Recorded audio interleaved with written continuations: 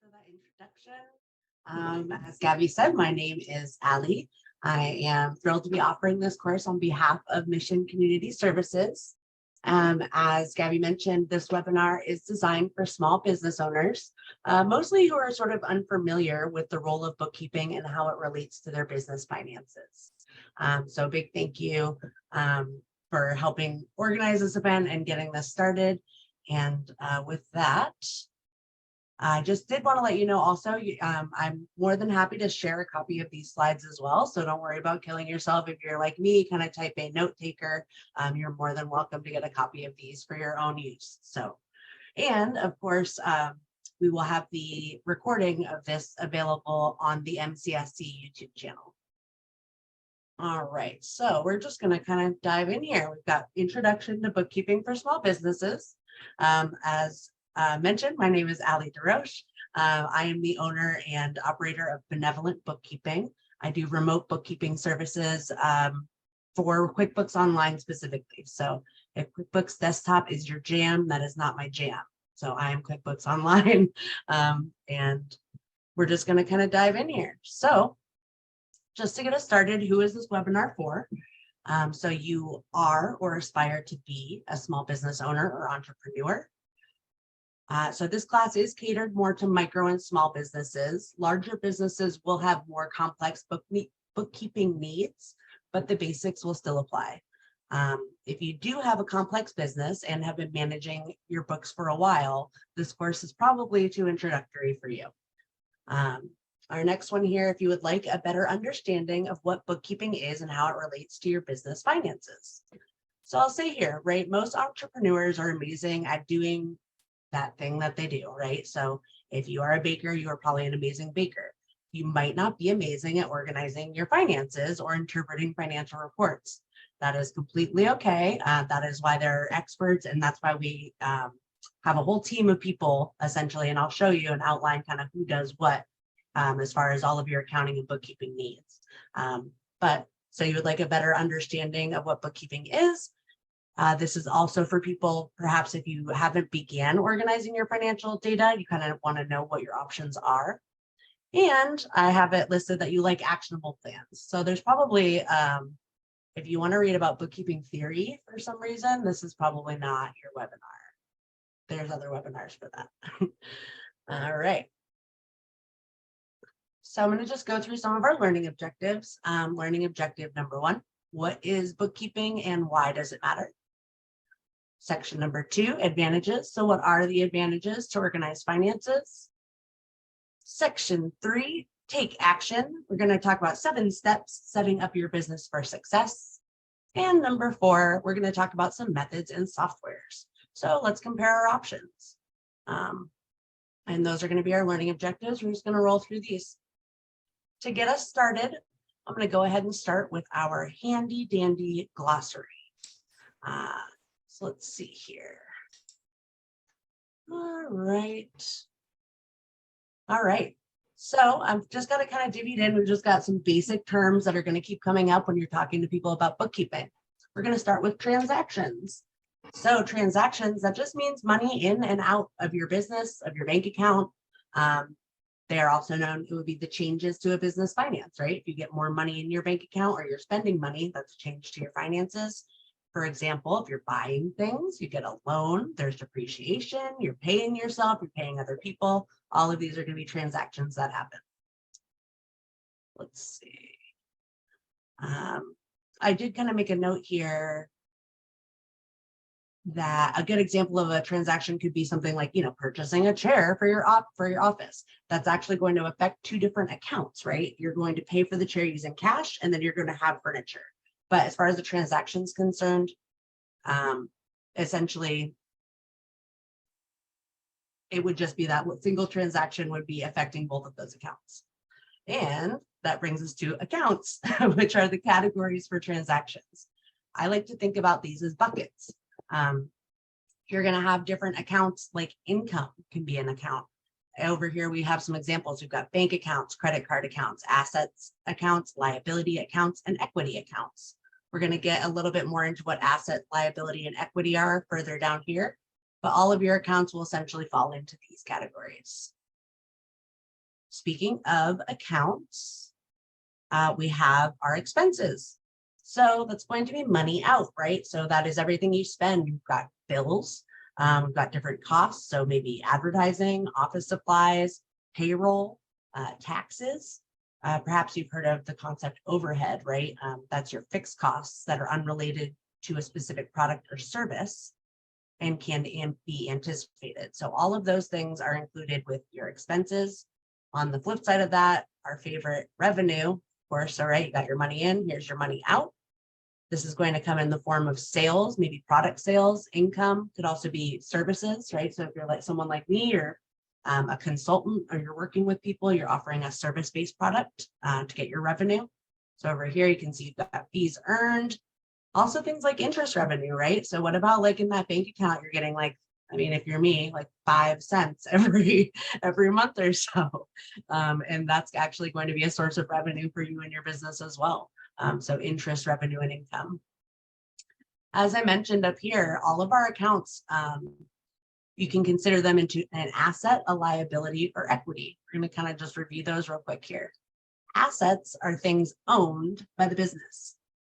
Depending on what kind of business you're in, you're going to have different assets, which seems pretty common sense depending on how you look at it. But there are different, you'll see these terminologies. So AKA liquid or current assets. That just means things that you could essentially turn around within the next year and sell for money. Then you've got things like long-term and fixed assets. Those are things that you couldn't turn around quite as quickly, a little bit of a longer process going for those. For our examples, we've got so an asset might be the cash that you have in your bank account. It might be all of the inventory you have. If you're the type of business, let's say you're a jeweler, you've put all of your money into all of that inventory. That could be an asset for your business. Equipment that you've purchased. PP&E, that was the hot ticket item last time I gave this presentation, as you guys recall. And then we've also got accounts receivable here, right? So that that is money that people owe you. So that's essentially an asset to the business, right? Someone owes you $100, you have $100 coming to you. That's considered an asset to the business. Next up, we've got liabilities. So if assets are things that are owned by the business, liabilities are things that are owed by the business. So this is when you owe somebody else. Also known as debts, liquid and current liabilities, and long-term liabilities. These can include things like loans, credit cards, accounts payable. So you've got your assets, your liabilities. The last piece of this equation here is equity. And this is going to be the money that you put into the business itself. Another term for that is capital. And depending on what type of tax entity you have, whether you're a sole proprietor, an S corp, this might be equity could be considered stock, could be considered owner's contributions. And that's just sort of depending on how you've set up your specific business. So before we dove in too far, I just wanted to get everyone on the same page here with our glossary. So these are some definitions that will be coming up. All right. All right. Our first concept that I wanted to talk about is you're going to hear this coming up as well. Cash versus accrual. The way that I'll break this down to sort of in the simplest method is cash, as I have here, is an accounting system, and you're keeping track of things as it enters and leaves your business in real time. So when things actually hit your bank account. So in that example before where someone owed you $100, in the cash accounting system, until that guy gives you your $100, you don't have any income realized. In the accrual system, however, if that guy owes you $100, that actually, you get to put that on your books for now. That is actually income that will be coming to you. And so those, I think that's kind of a good high level example of cash versus accrual. And it obviously gets much more complex than that. I know that with accrual, you're talking about things like usually accounts payable, accounts receivable. It is considered more accurate. It is a lot more complex. I'll say most of the more simple businesses that I work with are a cash-based accounting system. So when they register with the IRS, they've chosen for their accounting method cash. I think it's a little bit easier to understand. People say the cons being it has a limited predictive value. So you could see that, right? Let's say somebody did owe you a big amount of money, right? It's not $100, someone owes you $1,000. That might be really important to your books as far as showing someone the value of your business.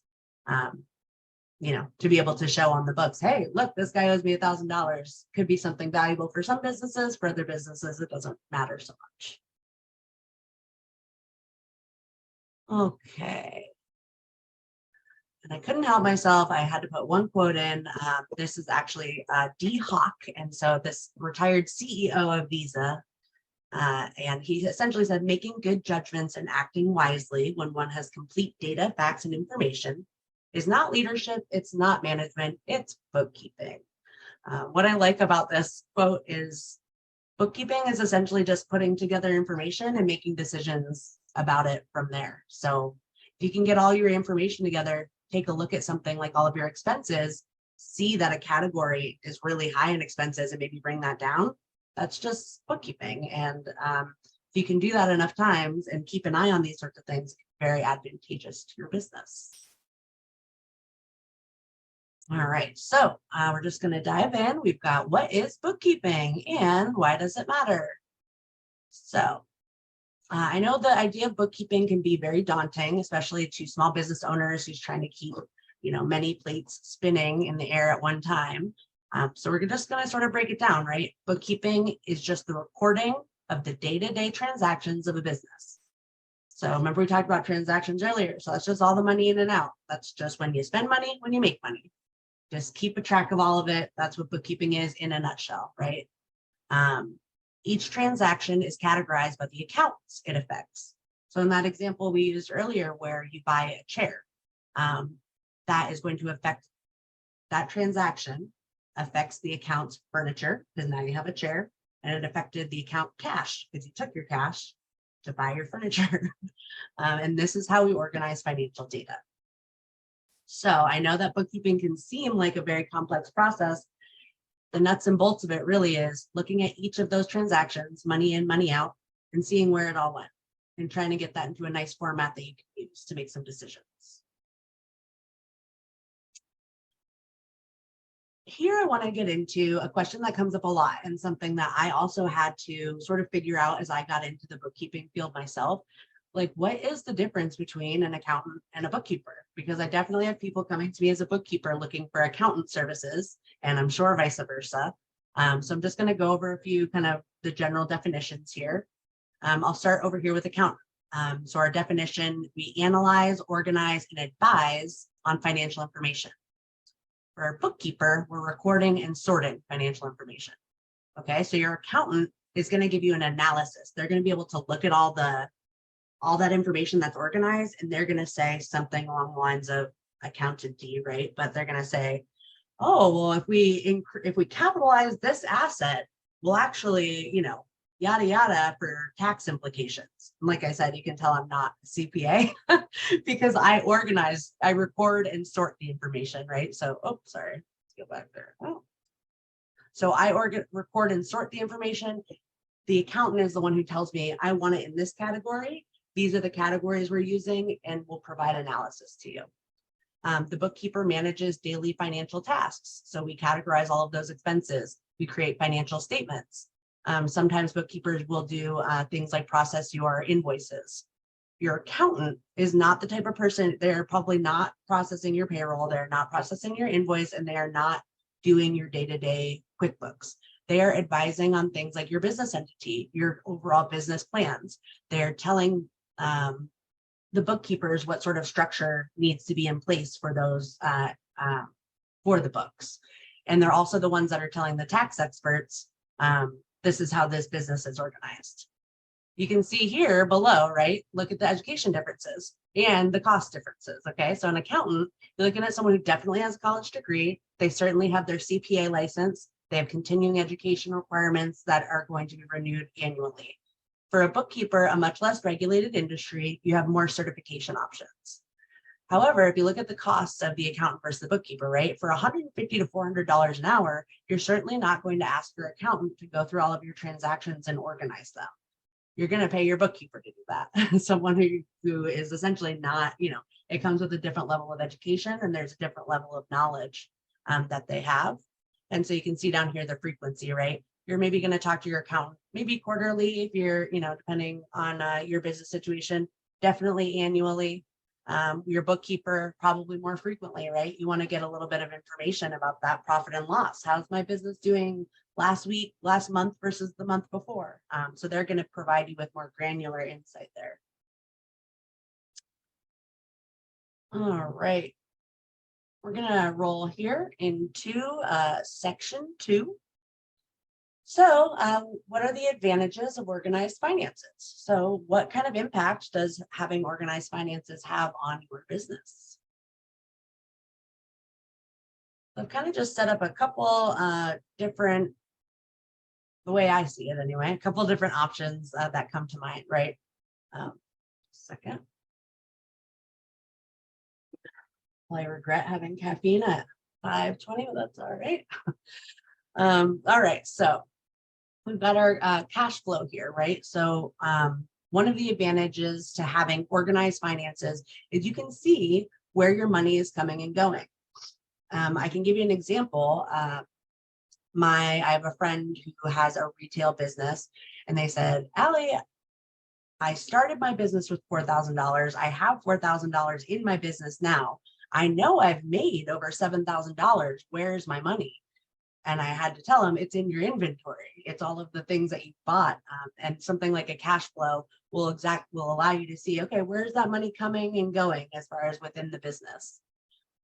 On that level, financial reports. Without organized information, you really can't get yourself a financial report. If I ask you off the top of your head, last week versus the week before, how much did you spend on something? Or, was revenue up? Was revenue down? Did product X or product Z sell better? That's usually pretty hard to come up with off the top of your head. Some people can, but financial reports are definitely going to be valuable. We'll talk about the stakeholders. Who else might need financial reports? But that's another advantage. Similarly, with financial reports, all of our favorite would be tax time, right? One of the advantages to getting organized, I'm sure everyone has been there where it comes tax time, and maybe you haven't been perfectly organized throughout the year, and then comes the scramble, right? So one advantage to having all of your business finances sort of organized in a bookkeeping system is you don't get that scramble come tax time. Things are already laid out in those buckets that your tax advisor needs. So in that chair example, they know that that expense was a furniture expense, and then they can essentially give you the tax advice based on those categories. And the last one I want to mention here is goals. So I think setting and exceeding goals, some people are, into the SMART goal thing and setting and planning. I will say, I've realized that my customers or my clients that are able to set goals, even something simple, where you can look at the numbers and say, hey, revenue is at, let's say 100,000 over the next 3 months. I'd really like it to be at 150. Having the reports and being able to actually write down those physical numbers and being able to hold yourself accountable, I've found has been really, what's the word I'm looking for? Beneficial, proactive, encouraging to my clients, being able to hold themselves up to their goals that they set. So that's another advantage, I will say. I did want to say one more thing about tax time as well. If you recall that slide that I had before, right, with the bookkeepers and the accountants and all this, this number right down here. So if you have organized finances, right, you've been paying someone, let's say, this 35 to 100 range over the last couple of months to organize all of your transactions, versus if you show up in an accountant's office and you're asking them to organize thousands of transactions for you by the end of the year, and you're paying $400 an hour. Just to say that having your finances organized can save you a lot of money come tax time, right? We're talking about possibly saving you thousands of dollars if you've sort of done the due diligence over the year versus at the very end of the year coming to that accountant with all of those unorganized finances. All right. So the next thing I wanted to bring up are sort of relevant source documents. So when we're talking about organized finances, people are sort of like, well, what information is relevant? What information is not relevant? I think a good rule of thumb is pretty much keep anything you can. I deal mostly with digital. I think a lot of people are leaning that direction, but even things like receipts, taking that picture and then putting it up into a Google Drive folder, something like that. But statements, of course, we want to see, it would be monthly banking, credit card, and loan statements. Those are documents that definitely are going to show the finances within our business. We use those to reconcile in within your bookkeeping. You're going to want copies of your receipts. This is more probably for the IRS, although it also helps your bookkeeper. It's better if I can see, where a purchase was made, the date, just to be able to double check those. You're going to want to keep invoices. If you do use a point of sales system, definitely going to have a point of sales record. Keep an eye for things like fees that you're paying, especially if they take fees out before it comes to your bank account. It's only on that report that we would actually be able to see, oh, look, we actually paid $50 in fees before we took all of our revenue in. So that is something that you would want to also include in your information. Deposits, deposit slips. So you can show if you have a deposit that has multiple different sources, where all of those sources of income are coming from. And then, of course, if you do have payroll, there's a lot of documentation around that. So, of course, keeping things like time cards, as well as many tax documents. Let's see. All right. So next up here, I'm just going to touch on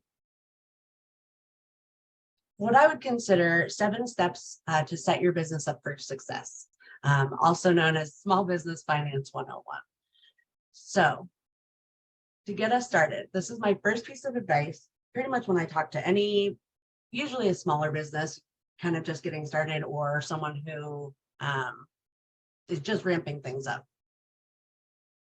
This is the golden rule, right? Separate business and personal banking.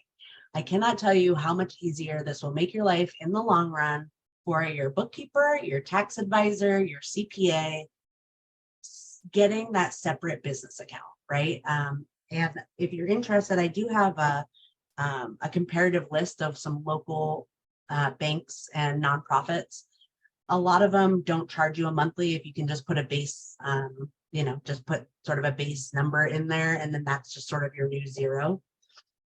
However, I will say that, it gets very complicated when people are trying to use one account for everything that is business and everything that is personal. So if there's one thing that you can do, that if you have not done this yet, is to start researching those business accounts. Get yourself just set up with a business checking account, something that you can use to start separating things.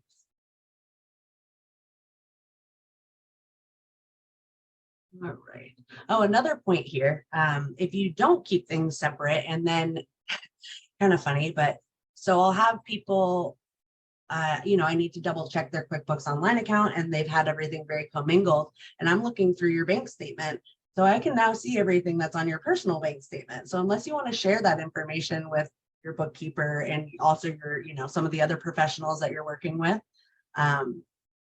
I'll just leave it to your imagination, but there's all kinds of things that people end up seeing if you are going to we call it commingling your personal and your business accounts. So for many reasons, just more professional to keep those separate. Number 2, my advice is essentially start keeping track of where your expenses and income are coming from. So if you're noticing, okay, I have a couple streams of income here. I take cash, I take PayPal, I take Square, I take all of these different ones. Start keeping track of all the different ways that you're taking in money, what the different fees are for those, and then start keeping track of those essentially with a monthly report. You're going to want to have that information on file, even if you're not doing anything with it quite yet. Start running those monthly sales totals for things that you are aware of as far as tracking your income and expenses. Number 3. I would say to establish some sort of bookkeeping system. And we'll get into that. It's kind of our number 4. We'll talk about all the different sort of methodologies and options. Establishing a bookkeeping system doesn't have to be spend $200 a month, sign up for QuickBooks Live. A bookkeeping system, if you're, meticulous and you are, and your jam is a paper ledger, you are the type of person that you want a physical, that's a bookkeeping method. That's a bookkeeping system. I'll say, as awful it is, a bag full of receipts technically is a bookkeeping system. It's not a very good bookkeeping system, but it is a bookkeeping system. So my number 3 is always kind of establish what's your bookkeeping system. So, and as I said, as we get a little bit further down, we will sort of take a look at what I would sort of consider bookkeeping systems and sort of having a streamlined way to track your expenses and your income. Number 4, at some point, you're definitely going to want to talk to a CPA. I would say once you've separated your business and your personal, once you've got a little bit of a system going for talking about what type of expenses we've got going on, just in general, at least a high level, as well as income. And once you've established some semblance of a bookkeeping system, a great next step, go ahead and reach out to some of those CPAs. I know that there are plenty of CPAs as well that will do a free introductory call for a lot of, just starting businesses, smaller businesses. They're often more than happy to get you in the right direction and let you know at what point you would benefit from their services. But I think it's a good idea to reach out early on, just start calling around, see who's in your area, see who's in your field, see who offers free consultations, see who you maybe want to work with versus someone that you never want to have to work with. That's important. So that's my number 4, talk with a CPA. And like I said, that's just getting set up for success. That doesn't necessarily mean you need to book a CPA, right this second and have, big expenses related to that. Let's just sort of get it started. Number 5, this is obviously important. At some point, we're going to have to consider how we want to make money. So how are we going to pay ourselves? So you want to consider a couple of things, as I mentioned. How is your income coming in, right? So how are you using only a cash system? Are you using a point of sale system, a Square system? And then the second consideration on getting paid is paying yourself. Are you on your own payroll? Are you cutting yourself distributions? This is definitely related to the type of business organization that you set up. So if you are a sole proprietor, you're going to take owner draws. And this is definitely something that you would be discussing with that CPA, but then something to consider, right? If you're at the point where you want to start paying yourself, that's probably a really good indicator. Might be time to start that conversation with the CPA and the bookkeeper. Here I also have mentioned payroll. I think payroll, I'll also sort of tie it in with like things like inventory. There are a lot of cloud-based solutions here. My recommendation is if this is something that you're going to, that you're going to ramp up into, things like payroll or a large amount of inventory, I would look into talking to essentially experts. I know that there are a lot of independent contractors that specialize. So depending on what line of business that you're in, talking to a few different companies about having them pitch you offers on payroll solutions, as well as having them discuss solutions for your inventory. I think that's a really good thing to get in front of early on. Once you get to the point that it's kind of that you're thinking maybe it's getting out of hand, like that's definitely a good time early on just to at least start those consultations with your experts in things like payroll and inventory. And the last thing to consider is to start discussing and thinking about taxes. So similarly, and step 4 should get you on the right track here. If you've already spoken with a CPA, they're going to be the ones to tell you sort of what taxes to be expecting, what to look at. They might connect you with a tax advisor. But of course, as you start your business, be aware of the different categories of government related taxes, right? You've got sales tax, you've got payroll taxes, you've got income taxes. So in that conversation with that CPA, just make sure that that's something on your radar. And that brings us perfectly into partnering with experts. And I also talk about this as building your team, right? So I think I mentioned early on, a lot of entrepreneurs are amazing at what they do. Most people are not also amazing at being a CPA and bookkeeper and, whatever it might be, whatever their passion is. So I always advise people that it's going to take a team to do. It seems overwhelming at first. I think when you're a really small business, like, how am I going to manage the bookkeeping and the accounting and the tax stuff? Especially when you're small, you don't have a lot of funds.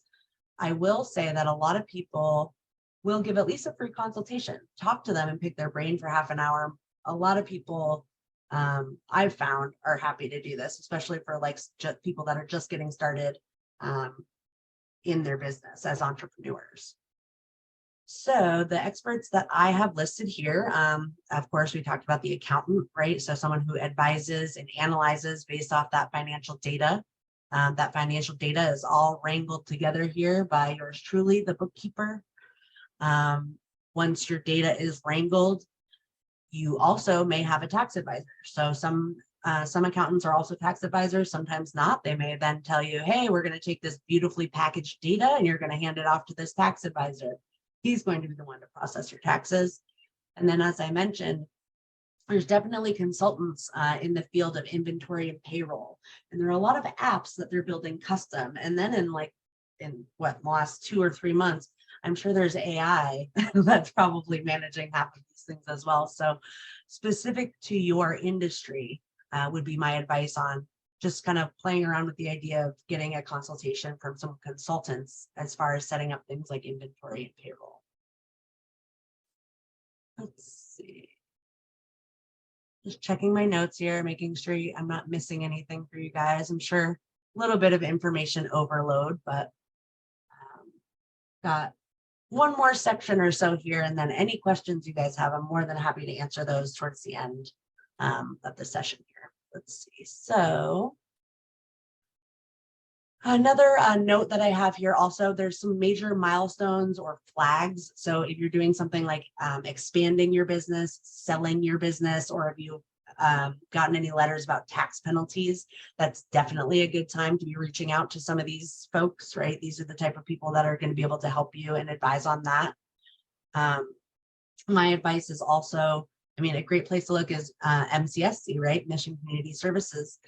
They can point you towards a consultant within their organization.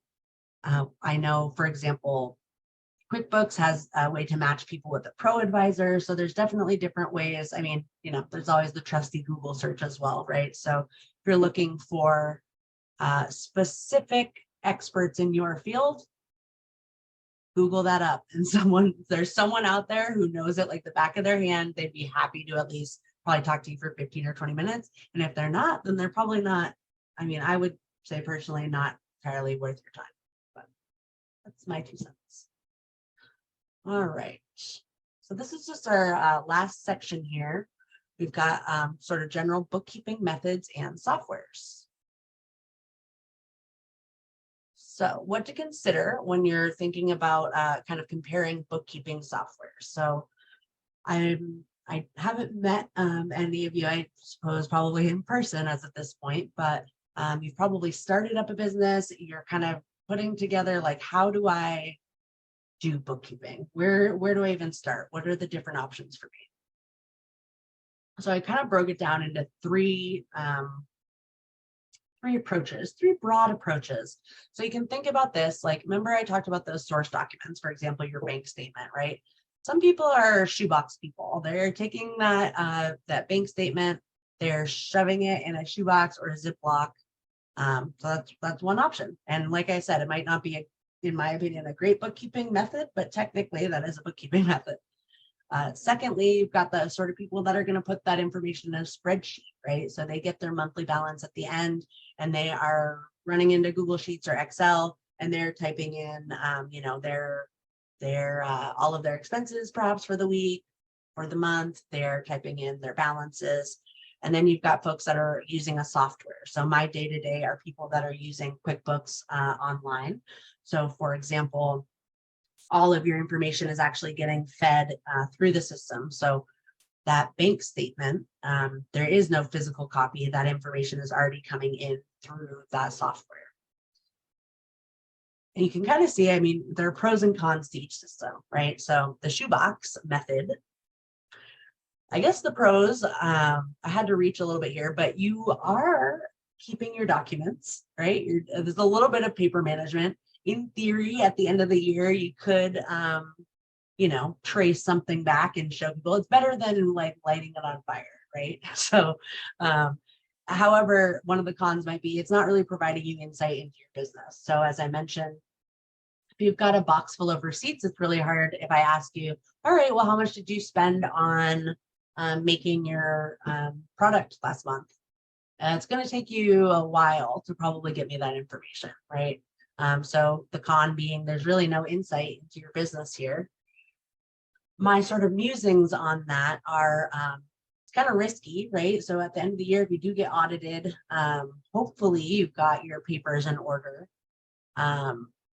I also have here that it could be costly. So I think that's more coming from the side of if you have to bring in a shoebox to a bookkeeper or a CPA at the end of the year, we're talking like some time, which usually translates into some money for you and your business. Second up, we've got the spreadsheet, right? So one of the pros here, you do have some data to work with, right? We've got some numbers in there. It's not just like broad pieces of paper. So if I did ask you something along the lines of what did you spend on product last month, you could tell me. One of the cons is you've got manual data entry, right? So the time that it takes every time you spend money, now you have to hop back to your spreadsheet and type that in, right? Or vice versa, every time you make money. There's human error. So $1,111 and $111. It's only one digit different, but can have a very big impact at the end of the day, or the tax implications if you're only using a spreadsheet. And then, of course, there's things like missing transactions. Just every once in a while, it's like, oh, did I get that one in there? Yeah, I think I did. And then, you know, lo and behold, checking against the bank statement, hey, we're missing 3 transactions here. What happened? It's just sort of inevitable with that system. And then for my musings, yeah, people are often using things like Excel and Google Sheets. For a lot of people, though, both of these methods are useful, and that's how they do it. And if you can be on top of it, they can be completely useful methods. My wheelhouse is in the software game, so the bookkeeping software. The pros being you've got automation, right? So instead of sitting down and writing in all of your expenses and your income as they come in and out of your bank account, that information is already being put there. So we're reducing our ability for error, right? And it can provide things like analysis at the drop of a hat, right? You don't have to run a report or add things up, or I'm sorry, all you have to do is run a report. You don't have to go ahead into your spreadsheet and start writing different formulas or trying to add different sums and totals or break it down by time. Because of the features that most software has, you're able to just go ahead and run reports right from that software. I'll say the cons, if you're not computer savvy, this can definitely be more complicated. People that have trouble like uploading documents or, you know, renewing bank connections, this using kind of accounting based and bookkeeping based software can be really challenging and just add in kind of like an extra level that you don't need of stress. And I'll also say pricing, right? So a shoebox or a spreadsheet, probably free software, and we'll look at this on the upcoming slides here. You can pay nothing, next to nothing, or a lot. And then obviously everywhere in between. So there are a lot of options, a lot of choices. There's some of the major market shareholders, and we're going to just touch on those here in the next slide. All right. So we've just got a little software comparison chart here. And as I mentioned, these are just a couple software options. There are, if not dozens, we'll go with dozens of, you know, software and accounting options for people to use. So you're definitely just going to have some, and once again, depending on your industry.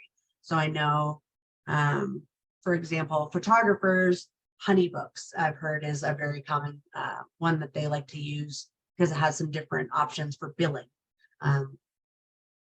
I personally, I work with QuickBooks Online. So I work with, all different types of small to medium-sized businesses, anything from realtors to hairdressers to small business shop owners. And then QuickBooks Desktop, which is much more advanced. So just sort of walking through these real quick here. You've got, I chose FreshBooks, Wave, QuickBooks Online, and QuickBooks Desktop. Wave is the only free option. So if that is something that you like is a deal breaker for you, then that is obviously something that you can consider there. The next least expensive would be FreshBooks. I personally have not worked in FreshBooks, but I know that this is sort of like an up and coming as far as something that's trying to contend with the larger ones being QuickBooks. So I know that there are a lot of people that are teaching themselves and kind of being able to provide support and assistance with FreshBooks. So you can start as low as 15, up to 50, pretty basic as far as your bookkeeping capabilities. I put here probably best if you are anti-QuickBooks for any given reason. That's usually you'll end up with FreshBooks. Wave, as far as I've seen so far, very, very small businesses using this. I don't think that it scales particularly well. I also know that at this time there's no mobile app, which I know a lot of small business owners prefer.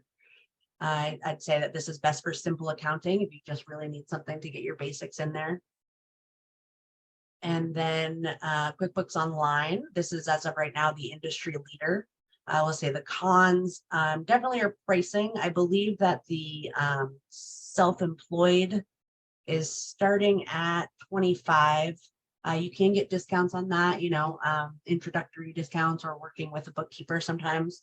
And that can go up to 180. And actually, I believe that these have increased. So this is definitely depending on the size of your business. But one of the good options is that it's very scalable. You can start with something like self-employed, move up to basic, move up to pro, advanced or plus as your business grows. But I will say it's definitely on the higher end as far as the expenses all go. And then actually QuickBooks Desktop. So this might need to be updated price-wise. I know they are still offering QuickBooks Desktop, but you have to pay now every year, just like you kind of do for QuickBooks Online.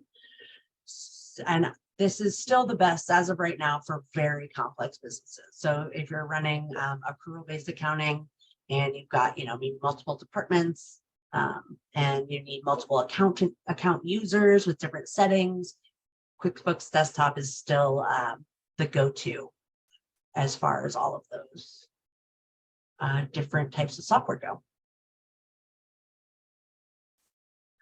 And of course, I realize now that we got through that, kind of quickly, but I did want to leave time. If anyone had any questions, I'm more than happy to take questions.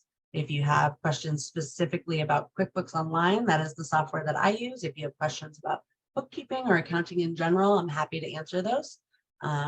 And we're also, as I mentioned, happy to share these slides if you find those useful. And you can find a recording of this presentation later on YouTube. Definitely. Okay, and Allie, before anyone addresses their questions, I'm going to go ahead and mention a few comments that were placed in the chat box. Yeah. Let's see, we have one from Brenda. She says that, from Brenda. She says that it would be helpful if you could share the small business friendly bank list. Yeah, I'd be happy to. Okay, great. And then let's see, we've got another question from Danielle. She's asking if you have any recommendations of trustworthy accountants. She would appreciate that info. Unfortunately, the accountant that I was working with most recently just retired. So I haven't lived in the area that long. I'm wondering if Women's Business Center, who do we have as for consultants at this time? Do you know for accountants? We have a few. I would have to look through our listings. But what I can do is I can reach out to, let's see, who was that asked that question? It was Danielle.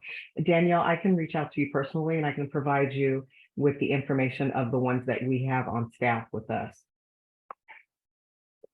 Yeah, unfortunately, the woman that I was working with, I mean, she is amazing, but she's been trying to scale down her business for like 5 years, and I keep sending more people her way, and she just had she's like, I'm really trying to retire. It's like, I mean, but you're good at what you do, so Oh. Okay, let's see. If anyone has any questions, as Ali mentioned, please feel free to unmute your mics and you can go ahead and address your question aloud. But let's see here. We've got another comment from Daria. Is QuickBooks good for a sole proprietor business that has various invoice templates? I'm using the spreadsheet style of record keeping.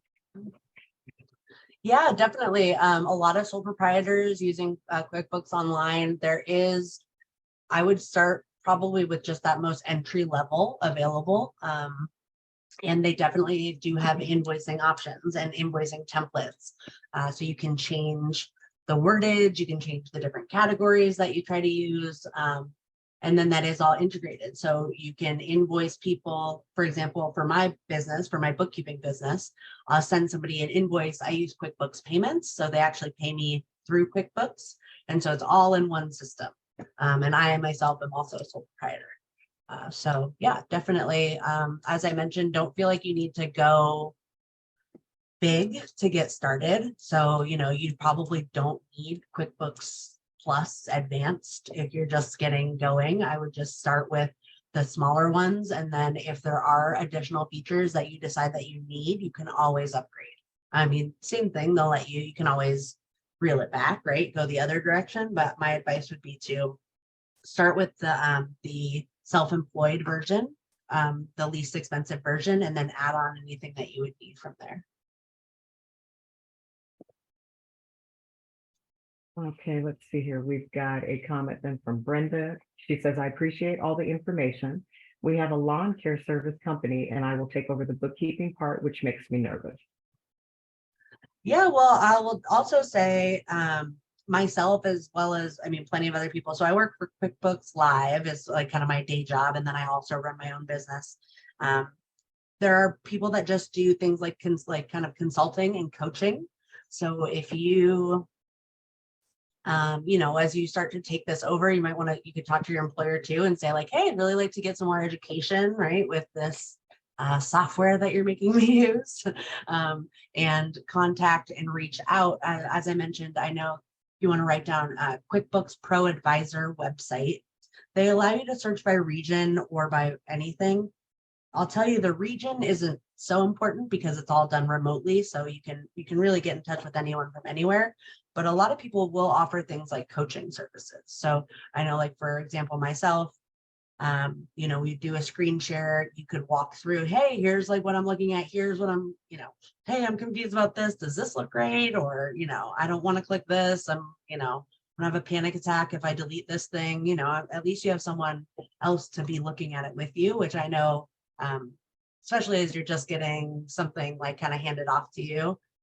If you don't have someone to sit there and mentor you within your business, it might be a really good option to talk to somebody about doing coaching / consulting. I know for myself, like I have a different rate for my coaching, which is less than when I am doing someone's like cleanup bookkeeping. So if I'm in there by myself, like cleaning up your books, I have a higher rate. I'm like in there, doing my zooming around. If it's you and me and we're sort of like working on it together, I have a little bit of a lower rate. And we just sort of talk through like, yeah, what are your questions? Where are you getting stuck? What are you unsure about? Are there any resources that can be shared? On that same vein, there are so many, YouTube videos. The QuickBooks website itself does have a lot of helpful information, but then I'll say this as well. There's so much information out there too that it's a little bit hard to know what's great information and what's not super great information. So you might want to reach out to individuals, get someone that you feel like is, trustworthy and intelligent, and then maybe have them filter, some of that info. Okay, let's see from Danielle. She says this was very informative and easy to digest. Thank you. Yeah. Thank you. Brenda Gonzalez says, I love QuickBooks Online, especially those customers that have emails. It's so easy and convenient to send e-invoices. Yes, I know. I like when I can just like get things done, it like takes me not that, and the same thing with getting the payments and just recording them. And so that's my cup of tea as well, QuickBooks Online, but I'm like not the type of person that's gonna preach it. It's not for everybody, and it's not necessary if that is not something that like you feel like is the right thing for your business.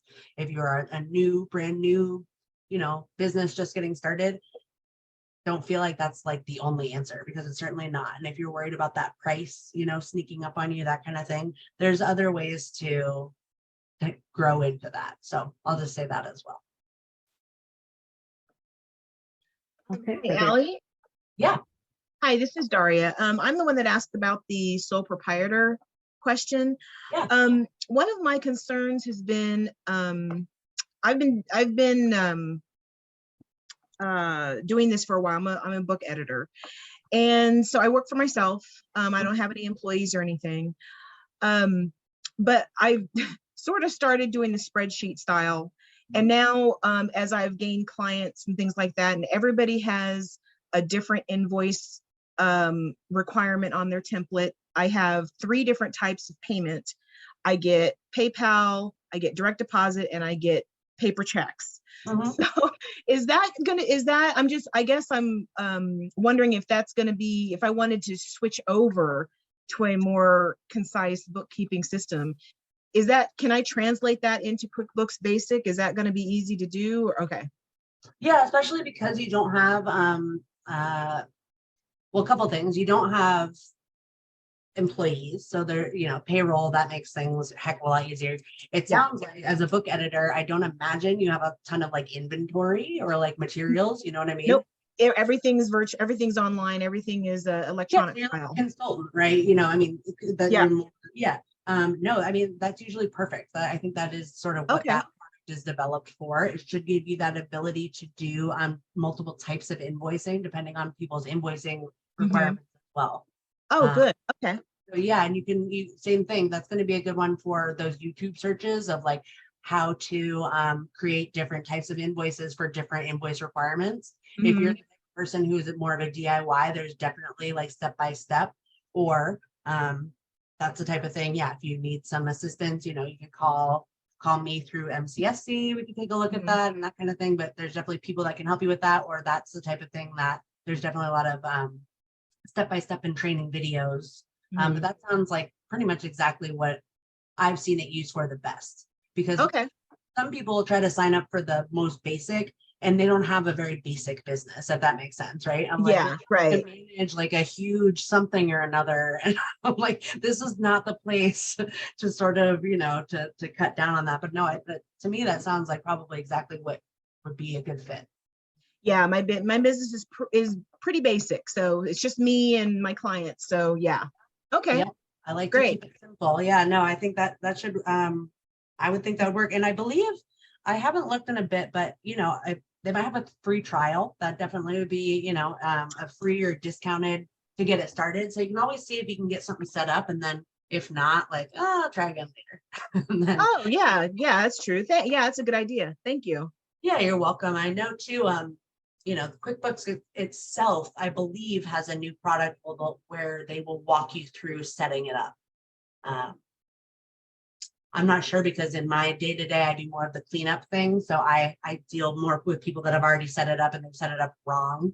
And then they have to pay to have somebody clean it up, the reverse way. But I believe that QuickBooks actually has a product or a service right now where they do a guided setup with you. Oh, that's helpful. Yeah. Okay. Yeah. Perfect. Thank you. You're very welcome.